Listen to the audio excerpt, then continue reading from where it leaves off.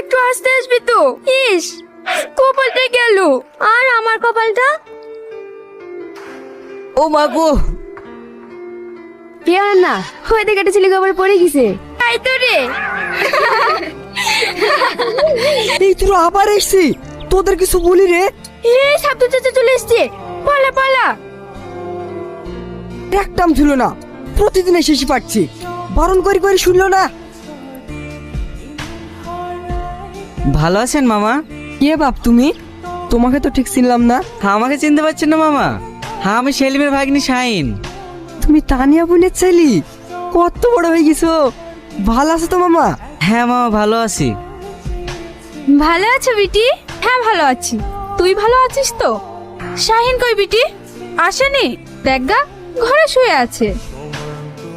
রামেশা, ভালো আছিস? হ্যাঁ ভালো আছি। কখন আসলা? ঘন্টাখানিক হয়ে গেল। তুই কোথায় ছিলি? আমি পড়তে গেছিলাম। তুমি আবার ঘরে শুই কেন? বাইরে পানে বেড়াবা?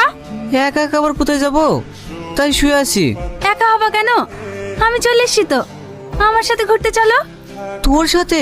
যা না, বুড়ির সাথে ঘুরে একটু গ্রামটা দেখে আয়, মনটাও ভালো থাকবে। রামেশা, এই ছেলেটা কে? একে চিনতে পারছো না? তানিয়া বিটির ছেলে, শহর থেকে বেড়াইতে এসছে। তানিয়ার ছেলে? এত বড় হয়ে গেছে মধু। তোমার মা ভালো আছে? হ্যাঁ ভালো আছে। থাক রামেশা, তোরা ঘোর, আমি একটু পটলের জমিটা দেখে আসি। ঠিক আছে, তুই বাড়ি যা, আমি আসছি। কেন তুমি যাবে না? আরে আমি আসছি, তুই যা না। কি ব্যাপার বলো তো ভাই? তুমি অনন্যার খোঁজ করছো, আবার ওদের বাড়ির সামনে এসে আমাকে তাড়িয়েও দিচ্ছ। ব্যাপারটা কি তোমার? আমি তোকে ঠিক বলবো, তুই এখন বাড়ি যা না বোন। ঠিক আছে, তাড়াতাড়ি আসবা। কোথায় গেল? ঘরে টরে আছে নাকি? চুরি টুরি করতে এসছেন নাকি? না না, আমি তোর না। আপনি সেদিন কবরে পড়ে গেছিলেন, ওই ছেলেটা না? চিনতে পেরেছো তাহলে? আপনাকে চিনতে পারবো না, সেই দিন যা হলো। কিন্তু আপনি আমাদের বাড়িতে ঢুকে পাচ্ছিলেন কেন? তোমার জন্যই তো। আমার জন্য মানে?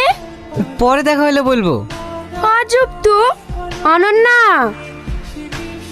হ্যাঁ মা, আসছি। সরি, এবার থেকে তুমি করে বলবো। আজ তাহলে আসি, কাল আবার দেখা হবে। অনন্যা, কিছু বলবে? এটা নিয়ে গেলে না? ও দাও। এভাবে না। আরে এ কি করছো?